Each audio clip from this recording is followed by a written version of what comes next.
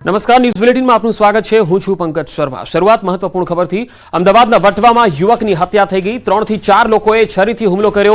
અંગત અદાવતમાં યુવકની કરપીણ હત્યા કરી દેવામાં આવી। વટવા 4 માળિયામાં હત્યાની ઘટના બની। પોલીસે હત્યાને લઈને શરૂ કરી છે તપાસ। જો કે હાલ સમગ્ર બાબતે વધુ તપાસ અને કારણ જે છે એ તપાસ બાદ જ ખ્યાલ આવશે। વધુ માહિતી મેળવીએ। સંવાદદાતા ઋત્વિજ સોની જોડાયા છે। ઋત્વિજ, વટવામાં જે યુવકની હત્યા થઈ આ અંગે વધુ અપડેટ શું છે આપની પાસે?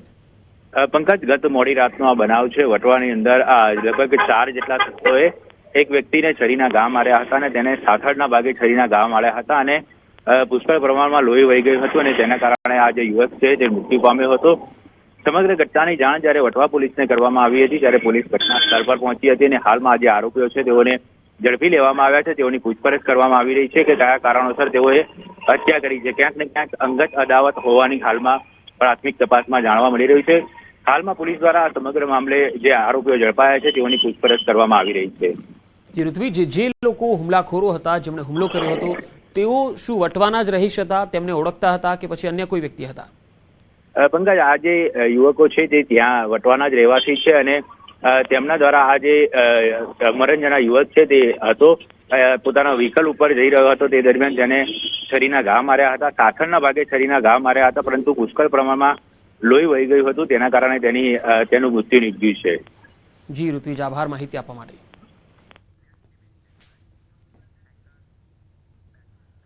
બીઝેડ ગ્રુપના સીઈઓ ભૂપેન્દ્રસિંહ ઝાલાના સમર્થનમાં યોજાઈ બેઠક। સાબરકાંઠામાં બીઝેડ ગ્લોબલ એજ્યુકેશન કેમ્પસ ખાતે બેઠક યોજાઈ। વી સપોર્ટ બીઝેડના બેનર હેઠળ આ બેઠક મળી। બેઠકમાં બીઝેડ ગ્રુપના રોકાણકારો અને સમર્થકો હાજર રહ્યા। સમર્થકો બેઠકમાં પ્લેકાર્ડ સાથે આવ્યા હતા। પ્લેકાર્ડ અમારી સાથે કોઈ છેતરપિંડી થઈ નથી એવા નારા લગાવ્યા। ભૂપેન્દ્રસિંહ ઝાલા અને અન્ય લોકોને જેલ મુક્ત કરવાની માગણી કરાઈ। સમર્થકોએ કહ્યું, ભૂપેન્દ્રસિંહ ઝાલા અને બીઝેડ ગ્રુપે અમારી સાથે નથી કરી કોઈ છેતરપિંડી। વધુ માહિતી મેળવીએ। સાબરકાંઠાથી સંવાદદાતા ઈશાન પરમાર જોડાયા છે। ઈશાન, આજે સમર્થકોની બેઠક થઈ, તેમાં કયા કયા મુદ્દે શું શું કહેવામાં આવ્યું? પંકજ, ચોક્કસથી સાબરકાંઠા જિલ્લા જે ગ્રોમર કેમ્પસ છે, ગ્રોમર કેમ્પસ ખાતે બીજેડના ગ્રુપના સીઈઓ ભૂપેન્દ્રસિંહ ઝાલાના સમર્થનમાં બેઠક યોજાઈ હતી। ખાસ કરીને આ બેઠકમાં 100-150 થી વધુ લોકો જે રોકાણકારો છે ત્યાં હાજર રહ્યા હતા અને વિવિધ પ્લેકાર્ડ સાથે તેઓ ઉપસ્થિત રહ્યા હતા। અમારી સાથે કોઈ છેતરપિંડી નથી થઈ અથવા તો કે બીજેડ ઝાલા સહિત અન્ય લોકોને જેલમુક્ત કરવા જેવા બેનરો સાથે આ મિટિંગનું આયોજન કરવામાં આવ્યું, જેમના જે સમર્થકોએ એફિડેવિટ પણ એક રજૂ કર્યા છે, જે થોડા સમયમાં જે પોલીસ અને જે અન્ય લોકો છે કે જેના સમક્ષ રજૂ કરવામાં આવશે કે અમારી સાથે કોઈ છેતરપિંડી થઈ નથી અને જે બીજેડ અને તેમના સાથે જે લોકોને જેલમાં પૂરેલા છે તેમને મુક્ત કરવાની માંગણી સાથે આ સમર્થકોની એક બેઠક યોજાઈ હતી।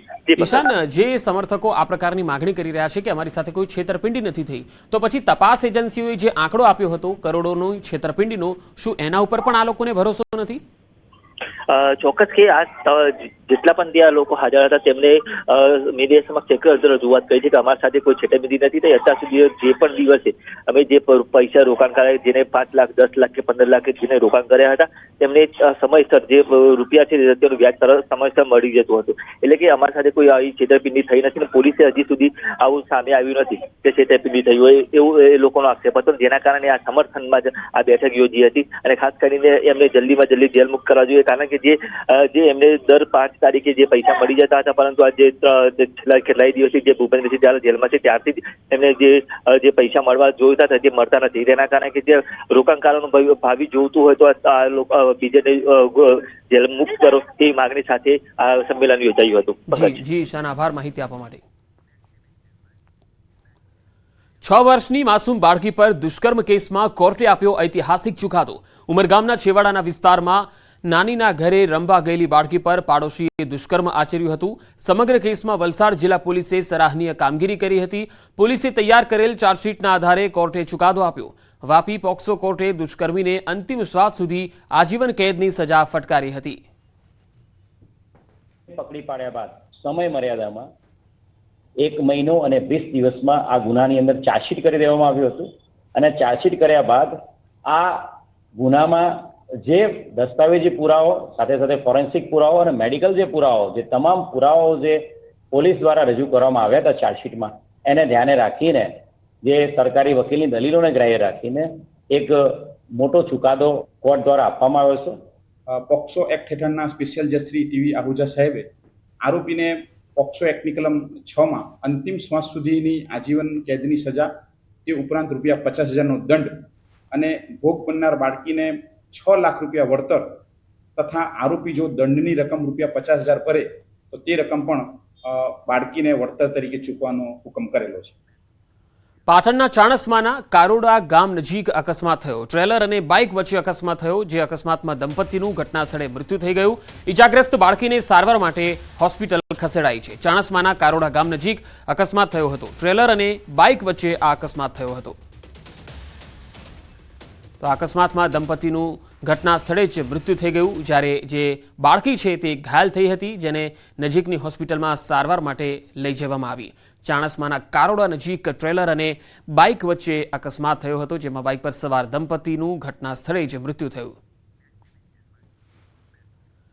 પાટણમાં ઠાકોર સમાજની બેઠકમાં પૂર્વ ધારાસભ્ય બળદેવજી ઠાકોરે સમાજના જ કેટલાક નેતાઓ જે ભાજપમાં જોડાયા છે તેમના પર નિશાન તાક્યું. ભાજપમાં જોડાયેલ ઠાકોર સમાજના નેતા પર નિશાન તાક્યું.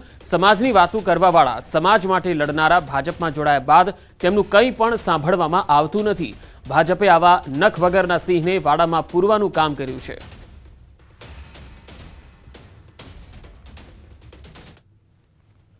વાત કરતા હતા, કેટલી વિનંતી કરતા હતા, કેટલું લડતા હતા, પણ ભારતીય જનતા પાર્ટીમાં જયા પછી એમની પણ વાત ક્યાં સાંભળવામાં આવતી નથી.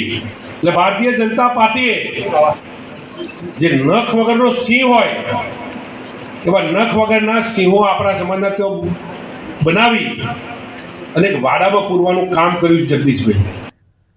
રાહુલ ગાંધી ફરી ગુજરાત આવશે. 15 અને 16 તારીખે રાહુલ ગાંધી ગુજરાત આવશે. રાહુલ ગાંધીના મોડાસા પ્રવાસ અંગે શક્તિસિંહ ગોહિલનું નિવેદન. જિલ્લા કોંગ્રેસ સમિતિને મજબૂત બનાવવામાં આવશે. કોંગ્રેસની વર્કિંગ કમિટીએ મંજૂરી આપ્યા બાદ શરૂઆત થશે. ગુજરાતથી આ શરૂઆત થવાની છે. સંગઠન પાયલોટ પ્રોજેક્ટ ગુજરાતથી શરૂ કરશે. દેશભરના મોટા નેતાઓને ગુજરાતની જવાબદારી સોંપાઈ છે. નિરીક્ષકનું પંચ જિલ્લાઓમાં જશે અને ઉચ્ચ વ્યક્તિને યોગ્ય જવાબદારી સોંપાશે. 15 એપ્રિલે રાહુલ ગાંધી નિરીક્ષકો સાથેની ઓરિએન્ટેશન બેઠકમાં ભાગ લેશે. 16 એપ્રિલે રાહુલ ગાંધી સંગઠન સર્જન અભિયાનનો પ્રારંભ કરાવશે. 16 એપ્રિલ બપોરે અરવલ્લી જિલ્લાના કોંગ્રેસ આગેવાનો અને કાર્યકર્તાઓ સાથે સંવાદ કરશે. પાયલોટ પ્રોજેક્ટ એની શરૂઆત એ ગુજરાતથી થઈ રહી છે. દેશભરમાંથી મોટા નેતાઓ, જે આખા પ્રદેશના પ્રભારી થઈ શકે એવા વ્યક્તિઓ એક જિલ્લાના પ્રભારી બનશે. ગુજરાતમાંથી પણ સિનિયર નેતાઓ 4 એમ મળીને 5 જણાનું પંચ બનીને જિલ્લાઓમાં જશે અને જિલ્લા કક્ષાએ કાર્યકર્તાઓની સાથે બેસીને જિલ્લા સમિતિઓને બળવત્તર સશક્ત બનાવવા માટેનું કામ થશે. 15 તારીખે એક ઓરિએન્ટેશન, આ જે અમારા પ્રભારીઓ બહારના અને ગુજરાતના છે એનું થશે. 16 તારીખે ઉત્તર ગુજરાતના અરવલ્લી જિલ્લાના મોડાસા ખાતે અરવલ્લી જિલ્લાના કાર્યકર્તાઓ સાથે સવારમાં 10 વાગ્યાથી સંવાદનો કાર્યક્રમ છે અને ત્યાંથી શરૂઆત જિલ્લાઓમાં સાંભળવાની થશે. કેન્દ્રીય ટેક્સટાઇલ મંત્રી અમદાવાદની મુલાકાતે આવ્યા. બિહાર દિવસને લઈ કેન્દ્રીય ટેક્સટાઇલ મંત્રી ગિરિરાજસિંહે નિવેદન આપ્યું. કહ્યું 15 થી 20 લાખ બિહારના સાથીઓ ગુજરાતમાં એક ભારત શ્રેષ્ઠ ભારતની નીતિ સાથે કામ કરે છે. ગુજરાત ગાંધીજીની જન્મભૂમિ અને બિહાર કર્મભૂમિ હતી. ગુજરાત પર પ્રાંતિયો માટે સ્નેહથી ભરેલી ધરતી છે. અનેકતામાં એકતાનું પ્રતીક ગુજરાત અને ભારત છે. गुजरात गांधी जी की कर्मभूमि है, जन्मभूमि, और बिहार गांधी जी की कर्मभूमि. चंपारण के आंदोलन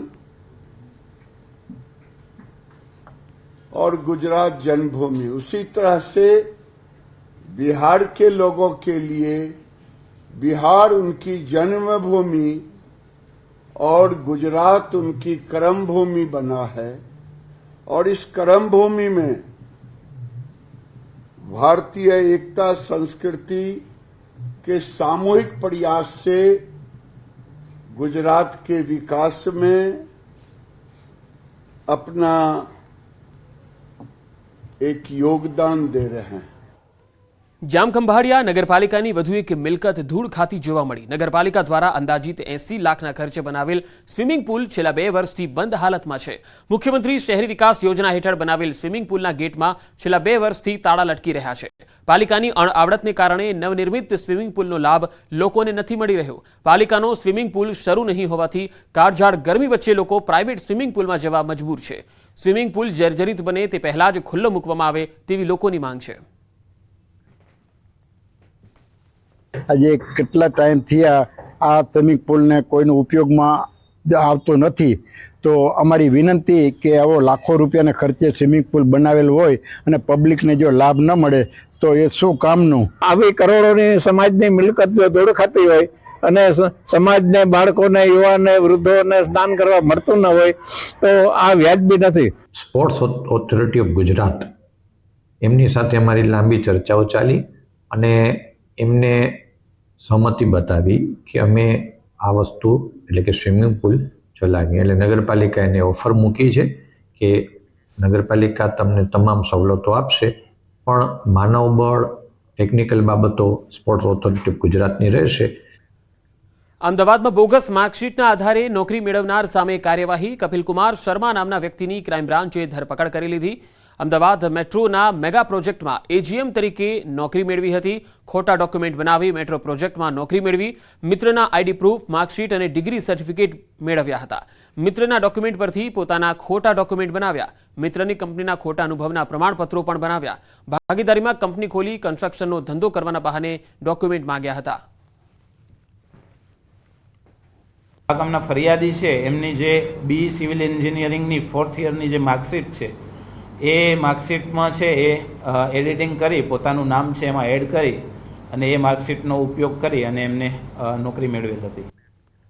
સુરતમાં તોફાની તત્વો ફરી બેફામ બન્યા. ઉત્તરાણ વિસ્તારમાં મચાવ્યો આતંક. દારૂ પીવાની માંગ સાથે કારીગરને માર માર્યો. ઈંડાની લારી ધારકને તેમજ તેમના કારીગરને ઢોર માર મરાયો. સમગ્ર મામલે ઉત્તરાણ પોલીસ મથકમાં ફરિયાદ નોંધાઈ છે. સમગ્ર મામલે પોલીસ તપાસ કરી રહી છે. બોટાદ શહેરમાં ગઈકાલે એક જ જૂથના લોકો વચ્ચે મારામારી થઈ હતી, જે ઘટનાના સીસીટીવી પણ સામે આવ્યા. વિડીયોમાં મહિલા સહિતના વ્યક્તિઓ લાકડી લઈને મારામારી કરતા દેખાયા. ઘટનામાં એક વ્યક્તિ ઈજાગ્રસ્ત થયો. ઈજાગ્રસ્ત વ્યક્તિને સારવાર માટે હોસ્પિટલ ખસેડાયો છે. હાલ સીસીટીવી ફૂટેજના આધારે પોલીસે તપાસ હાથ ધરી છે. તો એક જ જૂથના લોકો વચ્ચે મારામારી થઈ. બંને અલગ અલગ તસવીરોમાં આપણે બતાવી રહ્યા છીએ. જ્યારે પહેલી તસવીર બંને જૂથ સામસામે આવી ગયા, મારામારી કરી રહ્યા છે તેની તસવીર, અને બીજી તસવીરમાં જે લોકો ઘાયલ થયા છે એ પણ હોસ્પિટલમાં સારવાર હેઠળ છે. સાબરકાંઠા જિલ્લાના વડાલી શહેરમાં સગર પરિવારના 5 વ્યક્તિઓએ સામૂહિક આપઘાતનો પ્રયાસ કર્યો. ઝેરી દવા ગટગટાવી સામૂહિક આપઘાતનો પ્રયાસ કરતા તાત્કાલિક સારવાર માટે ખસેડાયા. જોકે વધુ સારવાર અર્થે ઈડરની ખાનગી હોસ્પિટલમાં પણ પરિવારના સભ્યોને રિફર કરાયા હતા. હિંમતનગર સિવિલ હોસ્પિટલ ખાતે પરિવારના દંપતીનું સારવાર દરમિયાન મૃત્યુ થયું. 3 બાળકોને ઝેરી દવાની અસર વધુ હોવાના કારણે સિવિલ હોસ્પિટલ ખાતે ડાયાલિસિસ પણ કરવામાં આવ્યું. જોકે આજે 3 બાળકોની સ્થિતિ અતિ ગંભીર હોવાના કારણે અમદાવાદ ખાતે વધુ સારવાર અર્થે રિફર કરાયા. સગર પરિવારના 5 સભ્યોએ આત્મહત્યાનો પ્રયાસ કરેલો અને ત્યાં CHC વડાલી ખાતે એ લોકોએ પ્રાથમિક સારવાર લઈને ઈડર પ્રાઇવેટ હોસ્પિટલમાં ટ્રીટમેન્ટ લીધી અને ત્યાંથી ક્રિટિકલ કન્ડિશનમાં અમારી હિંમતનગર સિવિલમાં રિફર કરવામાં આવેલા હતા. અને એ પાંચેની સારવાર દરમિયાન પત્ની અને પતિનું મોત થયેલું હતું અને 3 બાળકો ક્રિટિકલ કન્ડિશનમાં છે. આખા ફેમિલી આ પ્રકારનું પગલું ભરેલું છે. તો એ બાબતે જે મરણ જનાર છે વિનુભાઈ, એમના મોબાઈલ ફોન પણ અત્યારે કબજે લેવામાં આવેલ છે. એને પણ FSL મોકલવામાં આવશે. એમાં જે પણ ચેટ હિસ્ટ્રી હશે તે તપાસ કરવામાં આવશે. એના સિવાય કોઈ સુસાઇડ નોટ અત્યાર સુધી અમને મળેલ નથી, પરંતુ ઘર સર્ચ કરીને એ બાબતે પણ વિગતવારની તપાસ કરવામાં આવશે. ધંધામાં કરોડો રૂપિયાનું નુકસાન જતા આઈટી એન્જિનિયર યુવક બન્યો ચોર. ભેજાનો ઉપયોગ કરીને આરોપીએ ATM કાર્ડની ચોરી કરવાનું શરૂ કર્યું. તેમાંથી રૂપિયા ઉપાડવા લાગ્યો. જોકે સીસીટીવી ફૂટેજ અને બાતમીના આધારે પોલીસે તેને ઝડપી પાડ્યો. અમદાવાદની કાગડાપીઠ પોલીસે તેની પાસેથી ચોરીના 176 જેટલા ડેબિટ કાર્ડ પણ કબજે કર્યા. પોલીસે મૂળ બેંગ્લોરના અને સુરતમાં સ્થાયી થયેલ અમિત જૈન નામના આરોપીની ધરપકડ કરી લીધી. અમિત જૈન જ્યાં ATM સેન્ટર પર વધારે લોકોની અવરજવર હોય ત્યાં વોચ રાખતો હતો અને કોઈ પણ વ્યક્તિ ATM કાર્ડ ભૂલી જાય અથવા તો કોઈને મદદ કરવાના બહાને કાર્ડ મેળવી લેતો હતો. ત્યારબાદ તેનો ઉપયોગ કરીને અંદાજ મુજબ પિન નંબર નાખતો અને જો સફળ થાય તો તેમાંથી રૂપિયાની ઉઠાંતરી કરી લેતો. તારીખ 9ના રોજ ડી સ્ટાફને બાતમી રહે હકીકત મળેલી કે એક વ્યક્તિ છે એ ભુલાભાઈ 4 રસ્તા પાસે શંકાસ્પદ હાલતમાં ઊભેલો છે અને એની પાસે કેટલાક ATM કાર્ડ છે, જેથી તરત જ પોલીસને સ્ટાફને ત્યાં મોકલી આરોપીને હસ્તગત કરી અને પૂછપરછ કરતા એની પાસેથી કુલ 176 જુદી જુદી બેંકના ડેબિટ કાર્ડ છે એ મળી આવેલા. ત્યારબાદ એની અંગ જડતી કરતા એના ખિસ્સામાંથી છે એ આ ચોરીના પૈસા છે એ મળી આવેલા. નર્મદા મૈયાની પંચકોશી પરિક્રમામાં ભક્તો ઉમટ્યા. શનિ અને રવિવારની રજા હોવાથી પરિક્રમાવાસીઓની ભીડ જોવા મળી. 2 દિવસમાં 1.5 લાખ ભક્તોએ પરિક્રમા કરી. લોકો મોટી સંખ્યામાં ઉમટતા થોડા સમય માટે અફરાતફરીનો માહોલ પણ જોવા મળ્યો. સહેરાવ ગામ પાસે બનાવવામાં આવેલ કામચલાઉ પુલ થોડા ટાઈમ માટે બંધ કરવાની ફરજ પડી હતી. રવિવારે એક જ દિવસમાં 1 લાખ કરતાં વધુ ભક્તો આવતા નાવડીઓ પણ ઓછી પડી. જિલ્લા પોલીસ વડા પ્રશાંત સુંબેને પણ 2 કિલોમીટર સુધી ચાલીને આવવાની ફરજ પડી. કલાકમાં કામચલાઉ પુલ ફરી ચાલુ કરવામાં આવતા ભક્તોએ રાહતનો શ્વાસ લીધો. કેટલાક લોકોએ અડધી પરિક્રમા કરી અને પરત ફર્યા. પોલીસ અને સ્થાનિકોએ પોતાની બાઇક પર બેસાડી ભક્તોને વાવડી બસ સ્ટેશન સુધી લાવવામાં મદદ પણ કરી. પોલીસે PCR વાનમાં લોકોને બેસાડી સ્થળ સુધી પહોંચાડ્યા હતા.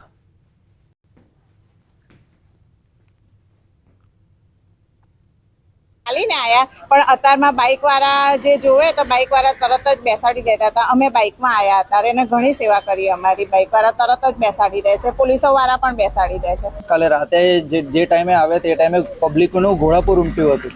એના કારણે અમને બહારથી જ અમારા વ્હીકલો મુકાઈ દેવામાં આવ્યા હતા. તે જે કારણે અમારે 8 કિલોમીટર અહીંથી છેક સુધીને વાવડી સુધીને ચાલતા જવું પડ્યું હતું. અમારી પરિક્રમા પૂરી થયા પછી પણ ત્યાંથી જે અહીંયા સુધી પણ મૂકો અમને પોલીસ પણ આવી છે અને જેને અમે ખૂબ ખૂબ થેન્ક યુ કહેવા માંગીએ છીએ. देखिए हमारी तरफ से हम व्यवस्था की हुई है. कुछ गाड़ियां आ रही है, कुछ गाड़ियां पीछे से भी आ रही है. यहाँ पे रेंगन गांव में ट्रैफिक जाम हुआ, इसकी वजह से फंसी. मैं खुद भी चल के आया हूँ. માં નર્મદાની પંચકોશી પરિક્રમા શરૂ થઈ છે અને શનિ રવિમાં ખાસ કરીને વાત કરીએ તો આજે રવિવાર છે. 1.5 લાખથી વધુ પબ્લિક આવતા અફરાતફરીનો માહોલ સર્જાયો હતો. ખાસ વાત કરીએ તો કેટલાક લોકો જે છે એ ભક્તો છે એ ચાલી ના શકતા હોય. આગળ જે કેટલા ભક્તો આવ્યા છે અને ટ્રાફિક સમસ્યા ઊભી થઈ છે ત્યારે લોકોને જે મહાકુંભમાં જે બાઇક પર લઈ જવામાં આવતા હતા લાવવામાં આવતા હતા તે રીતની પરિસ્થિતિ હાલ નિર્માણ થઈ છે. બહુ સરસ સેવા આપી છે પોલીસ સાહેબ થી લઈને બધા જ ભક્ત ભાવો બહુ સારી સેવા આપી રહ્યા છે, પણ પબ્લિક વધી જવાથી થોડી ટ્રબલ થઈ છે. હા બિલકુલ. ખાસ તમે સાંભળ્યું તેમ કે જે 1.5 થી 2 લાખ જેટલા આજે ભક્તો ઉમટી રહ્યા છે. મા નર્મદાની પંચકોશી પરિક્રમામાં મહાકુંભ જેવી પરિસ્થિતિ સર્જાય છે. એટલે કહી શકાય કે જે મા નર્મદાની જે પરિક્રમા છે એ પરિક્રમા દિવસે દિવસે વધતી જાય છે, જેને લઈ હાલ આજે 1.5 લાખથી વધુ પ્રવાસીઓ આવતા સ્થાનિક લોકોએ પણ જે લોકોની સેવા કરી છે અને પોલીસ વાળા દ્વારા પણ આ જે બાઇકો પર વૃદ્ધોને પણ વાવડી સુધી લાવવામાં આવ્યા છે. દીપક પટેલ, ન્યૂઝ 18 ગુજરાતી, નર્મદા. નર્મદાના અંતરિયાળ વિસ્તારમાં ભારે હાલાકી. ગામમાં રસ્તાની સુવિધાનો અભાવ જોવા મળ્યો. દર્દીને જોડીમાં નાખીને લઈ જવા મજબૂર થવું પડ્યું. સાપ કરડતા 10 કિલોમીટર સુધી જોડીમાં લાવવામાં આવ્યા. નર્મદા જિલ્લાના ચાપટ ગામના પેટાફળિયા ચાપટમાં રહેતા ઇન્દ્રીસભાઈ વસાવાને સાપ કરડતા જોડીમાં નાખીને 10 કિલોમીટર સુધી મુખ્ય માર્ગ ઉપર લાવવામાં આવ્યા. ત્યારબાદ ખાનગી વાહનમાં સારવાર માટે લઈ જવામાં આવ્યા. ચાપટ ફળિયામાં 47 મકાનો અને 250 જેટલા લોકોની વસ્તી છે. નર્મદા જિલ્લાના ગરુડેશ્વર તાલુકાનું આ ગામ ઉપરવાસના ભાગમાં આ ગામ વસેલું છે. આઝાદીના આટલા વર્ષો પછી પણ ચાપટ ગામને રસ્તાની સુવિધા મળી નથી.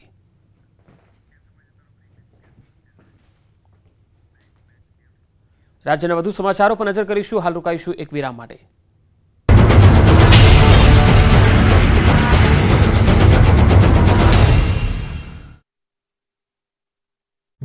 રાજ્યમાં ભર ઉનાળે મોસમે મૂળ બદલ્યું છે. કાળઝાળ ગરમી વચ્ચે માવઠું ત્રાટકતા ખેડૂતોના જીવ અદ્ધર થઈ ગયા છે.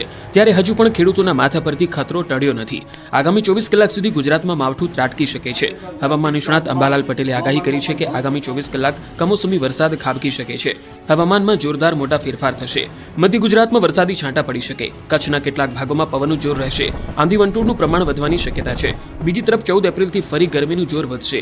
18 થી 24 એપ્રિલમાં ફરી વાતાવરણમાં પલટો આવશે. ચોમાસા સુધી પવનની ગતિ રહેશે. ચોમાસું 2005-06 જેવું રહી શકે. 10 મે થી અરબ સાગરમાં ચક્રવાત બનશે. આગામી 24 કલાકમાં હવામાનમાં પલટો આવી શકે. પૂર્વ મધ્યપ્રદેશના ભાગો, લગભગ પંચમહાલના કેટલાક ભાગો અને પૂર્વના જે ગુજરાતના મધ્યપ્રદેશના એડજોઇંગ ભાગોમાં ક્યાંક વાદળવાયું અથવા તો ક્યાંક વરસાદી છાંટા પડી શકે.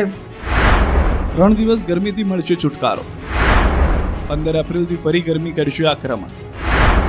સૌરાષ્ટ્ર, કચ્છ, ઉત્તર ગુજરાતમાં તાપ તાંડવ મચાવશે. ગુજરાતમાં કાળઝાળ ગરમી પડી રહી છે. તાપના આક્રમણથી લોકો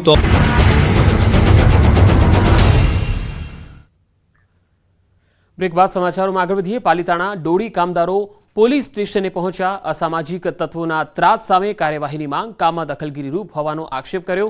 વીરેશ શેઠના ત્રાસના પગલે ડોળી કામદારો પોલીસ મથકે પહોંચ્યા. વીરેશ શેઠ વિરુદ્ધ કાર્યવાહી કરવા માંગ ઉઠી હતી.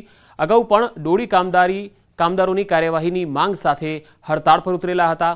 આજે ટાઉન પોલીસ મથકે પહોંચીને રજૂઆત કરી. ટાઉન પોલીસે ડોળી કામદારોના ટોળે ટોળા ઉમટ્યા હતા. ઠેલા ઉતાર્યા છે યાત્રિકના 300 રૂપિયામાં. એ ઠેલા મેકીને વ્યા ગયા છે. તો અત્યારમાં હું લઈને ગઈ ત્યાં તો વિરાટ કાકાએ મારો હાથ પકડ્યો છે. પછી અરવિંદભાઈ રહ્યા, દીનાભાઈ રહ્યા, દિનેશભાઈએ ધક્કો માર્યો છે. અને આ રીતે તો અમારી માથે, મજૂર માથે અને ડોળીવાળા માથે ધક્કામુક્કી તો કરે જ છે. અમે પહેલાં પણ વારંવાર જો હતી, પહેલાં હડતાલ કરી હતી તો પણ કોઈ હજી સોલ્યુશન થયું નથી. હજી અમારા વિરેશભાઈ ફૂલચંદભાઈ શેઠ નામના વ્યક્તિ દ્વારા હજી એમના ત્રાસ ચાલુ છે. આજે પણ એક બૈરાવનો હાથ પકડી અને મજૂરના થેલા હતા તે બધા લઈ જવામાં આવ્યા. યુનિયનના દ્વારા અમારા જે કાંઈ વ્યવસ્થા કરવામાં આવતી તે વ્યવસ્થામાં અવ્યવસ્થા ઊભી કર્યા કરે છે વારા ઘડીએ. આગામી દિવસોમાં રાજ્યના વાતાવરણમાં ધરખમ ફેરફારના એંધાણ છે. હવામાન નિષ્ણાત અંબાલાલ પટેલે ડરામણી આગાહી કરી. તેમણે કહ્યું કે 18 એપ્રિલથી ફરી વાતાવરણ પલટાશે અને મે મહિનામાં ખતરનાક વાવાઝોડા ત્રાટકશે. લગભગ ગુજરાતના ઘણા ભાગમાં, જૂનાગઢ વગેરે ભાગોમાં ગરમી પછી હવામાનમાં પુનઃ પલટા જોવા મળશે.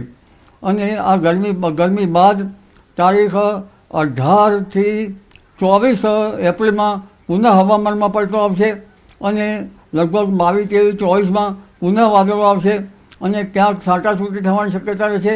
એટલે તારીખ 18 બાદ હવામાનમાં પુનઃ ઘટાડો થશે. ગરમીમાંથી આંશિક રાહત થશે. ગરમીના કારણે વાંધી વંટોળ વરસાદને ખેંચી પણ લાવે. એટલે 10મી મેથી 15મી જૂન વચ્ચે અરબ સાગરમાં પણ ચક્રવાત બનવાની શક્યતા રહેશે. અને મે માસમાં તો બંગાળ સાગરમાં ખતરનાક વાવાઝોડા બનવાની શક્યતા છે. સમુદ્રનું તાપમાન ઊંચું જશે, જેના કારણે આ વખતે લગભગ રોહિણી નક્ષત્રમાં વરસાદ આવી જવાની શક્યતા રહેશે. નર્મદા જિલ્લાના ખેડૂતો માટે ખુશીના સમાચાર. નર્મદા ડેમ અને કરજણ ડેમમાં 70% પાણીનો સંગ્રહ છે. કરજણ ડેમમાં 70% ભરેલો હોવાના કારણે હજુ ચોમાસા સુધી ચાલે એટલું પાણીનો જથ્થો ઉપલબ્ધ છે. તેથી ખેડૂતોની સિંચાઈ માટે જરૂરિયાત પ્રમાણે પાણી છોડવામાં આવી રહ્યું છે.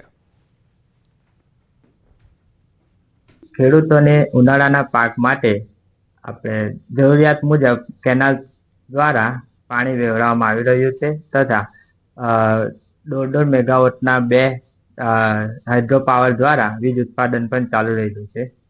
ઉનાળા દરમિયાન જરૂરિયાત મુજબ ખેડૂતોને માટે પાણી છોડવામાં આવી રહ્યું છે, જેને લીધે ઉનાળા દરમિયાન ખેડૂતો માટે પાણીમાં કોઈ ચિંતાનો વિષય નથી તથા ચોમાસા સુધી ચાલી રહે એટલું પાણીનો અત્યારે હાલ કરજણ ડેમમાં રહેલું છે. નર્મદા જિલ્લામાં 2 ડેમ આવેલા છે. એક ખાસ કરીને જોવા જઈએ તો ગુજરાતની જીવાદોરી સરદાર સરોવર નર્મદા ડેમ અને બીજો છે કરજણ ડેમ, જે ભરૂચ અને નર્મદાના કરજણ ડેમને ખેડૂતોને રહ્યું છે. ખાસ ભરૂચ અને નર્મદાના ખેડૂતો માટે આ એક જીવાદોરી પણ ગણવામાં આવે છે, કહી શકાય. ખાસ કરીને વાત કરીએ તો હાલ જે કરજણ ડેમ છે એ કરજણ ડેમમાં 109 મીટરની સપાટીએ છે અને 514 જેટલું મિલિયન ક્યુબિક મીટર પાણીનો લાઈવ સ્ટોરેજ જથ્થો છે. એટલે જે ઉનાળો આકરો પડે અને જે ઉનાળામાં ખેડૂતોને સિંચાઈના પાણીની માંગ હોય છે, જેને લઈ હાલ કરજણ ડેમમાંથી કેનલો દ્વારા ખેડૂતો સુધી પહોંચાડવામાં આવે છે. એટલે ખેડૂતો ખુશખુશાલ છે. કહી શકાય કે જે નર્મદા ડેમ અને કરજણ ડેમ, આ એમ 2 રાજપીપળા નર્મદા જિલ્લામાં આવેલા ડેમો છે, એ ખેડૂતોની જીવાદોરી ગણાય છે. એટલે હાલ જે કરજણ ડેમ છે, કરજણ ડેમમાંથી લગભગ 10,000 જેટલું ક્યુસેક પાણી કરજણ કેનલમાં છોડાતા ખેડૂતોને પૂરું પાડવામાં આવે છે. ઉનાળાની શરૂઆત થતાં જ ખેડૂતોને સિંચાઈની સુવિધા માટે પોકાર કરવી પડે છે. અનેક સિંચાઈની યોજના હોવા છતાં આજે પણ ઘણા ખેડૂતો ચોમાસા આધારિત ખેતી કરવા મજબૂર છે. મોરવા હડફના સાલિયાનાથી 6 થી વધુ ગામના ખેડૂતોની પણ આ જ હાલત છે. વર્ષો પહેલા અહીં કોલિયારી જળાશય યોજના તો આવી, પરંતુ પાણી આજ દિન સુધી ના આવ્યું. કોલિયારી જળાશયની કામગીરી વર્ષોથી અધૂરી રહેતા ખેડૂતોને સિંચાઈના પાણી માટે વલખા મારવા પડે છે. મોટાભાગે ખેડૂતો પાણીના અભાવના કારણે ખેતી છોડી સ્થળાંતર કરવા મજબૂર બન્યા છે. ખેડૂતોએ ફરી તંત્ર પાસે સિંચાઈની યોગ્ય વ્યવસ્થા કરવાની માંગ કરી. તો વર્ષોથી સિંચાઈના પાણીની રાહ જોવે છે અહીંના ખેડૂતો, કારણ કે મોરવા હડફના ખેડૂતના વર્ષોથી અહીંયા પીવાના અને સિંચાઈના પાણી માટે વલખા મારવાના વારા આવે છે. ખેતી નથી કરી રહ્યા ખેડૂતોને ઘણી વખત સ્થળાંતર કરવાનો વારો આવે છે. પાણી નાખવાની સુવિધા છે એમ કેવું છે, પણ આજે 2-3 વીતી ગયા, 2-3 વર્ષ, પણ અત્યાર સુધી એ કામ થયું નથી. જો અમને પમ્પિંગ પ્રેશર કરી આપે, કેનાલની કોઈ વ્યવસ્થા કરી આલે તો અમારા માટે એ બહુ સારું કહેવાય. આજે અમે ચોમાસાની સિઝનની અંદર જો કદાચ ખેતી કરીએ તો વરસાદના આધારે ખેતી કરીએ છીએ. વરસાદ જો ઓછો પડે તો અમારું કામ થતું નથી. ગાય ભેંસને બહુ તકલીફ છે. ઘાસ બાસનું જે પાણી હોય, પાણીની સગવડ હોય, ખેતી માટે અમને એટલું કરતા હોય તો સારું પડે. અમારે ગાય ભેંસ અમારે તો ભલે અમે તો કઈ કામે જઈને ખાઈએ, પણ આ ગાય ભેંસને કઈ અમે બસમાં બેહાલ લઈને જઈએ એમ એવું છે સાહેબ. એટલે અમારે ગરીબ હમ તમે ભાળો, ખેતી માટે અમને સુવિધા કરી આલે તો બહુ સારું છે એમ. ચોમાસા પર આધાર રાખીએ છીએ. ચોમાસામાં અમુક સમય વરસાદ નથી થતો તો ખેતી નિષ્ફળ વી જાય છે. હવે આ સગવડ નથી એટલે અમારે બહાર સ્થળાંતર કરવું પડે છે, અને એના માટે છોકરાને બી ભણતર ઉપર અસર થાય છે. કારણ કે 20 વર્ષનો છોકરો થાય એટલે અમારે મજૂરી કરવા બહાર મોકલી દેવો પડે. પશુપાલન, ખેતી, હરેક મેં દેશની આઝાદી પહેલા સ્થપાયેલી રેટિયો તુવેર દાળ બ્રાન્ડના સફળતાપૂર્વક 90 વર્ષ પૂરા થયા. નવાપુરમાં કંપની 90 વર્ષની આ સફળ યાત્રાની ભવ્ય ઉજવણી કરી રહી છે, જેના ભાગરૂપે વિવિધ કાર્યક્રમોનું આયોજન કરવામાં આવ્યું. નોંધનીય છે કે 1935માં મહારાષ્ટ્રના નવાપુરમાં રેટિયો તુવેર દાળ બ્રાન્ડની સ્થાપના થઈ હતી. 15 લોકોથી શરૂ થયેલી કંપનીમાં હાલ 150 લોકો કામ કરે છે. આજે માર્કેટમાં 500 ગ્રામથી 30 કિલોના પેકિંગમાં તુવેર દાળ મળે છે. નવાપુરમાં આવેલ ફેક્ટરીમાં રોજ 1200થી 1300 મેટ્રિક ટન દાળનું ઉત્પાદન થાય છે. માત્ર ભારત જ નહીં પરંતુ વિદેશમાં પણ રેટિયો તુવેર દાળ એક્સપોર્ટ થાય છે. આ બ્રાન્ડે સતત 4 પેઢીઓથી લોકપ્રિયતા જાળવી રાખી છે અને રેટિયો તુવેર દાળની આ ક્વોલિટી અને ગુણવત્તા ભવિષ્યમાં પણ મળતી રહેશે તેવી ખાતરી સંસ્થાપકોએ આપી હતી. જે કંઈક મુશ્કેલીઓ આવી, જે કંઈક પ્રશ્નો ઊભા થયા એ સોલ્વ કરવામાં અમને કોઈ જાતની તકલીફ પડી નથી. અમે સીધા રસ્તા પર ચાલીને નીતિ અને નિયમોનું પાલન કરીને ચાલીને જેમ જેમ કામ કરતા ગયા તેને લીધે અમારા બધા પ્રશ્નો આપોઆપ સોલ્વ થઈ જતા હતા અને અમે આજે આટલી પ્રગતિ કરી શક્યા. ટેકનોલોજીના ચેન્જીસના વચ્ચે આજે અમે 150 લોકો જોડે કામ કરીને 8 થી 10 ક્વિક કોમર્સ પર છીએ. ઇન્ડિયામાં કહેવાતા બધા જ મોડર્ન ટ્રેડ પર છીએ અને ફ્યુચર પ્લાનમાં જેમ સારે કીધું તેમ હું એટલું જ કહીશ કે કોઈ નવા પ્રોડક્ટની અમે પ્રોમિસ નથી કરતા, પણ આ જ ક્વોલિટી, આ જ રીતનું શુદ્ધતા અને ગુણવત્તા સાથે છેલ્લા માણસ સુધી રેટિયો પહોંચે એ જ એનો એઇમ છે. તો આ બુલેટિનમાં અત્યારે આટલું જ. નમસ્કાર.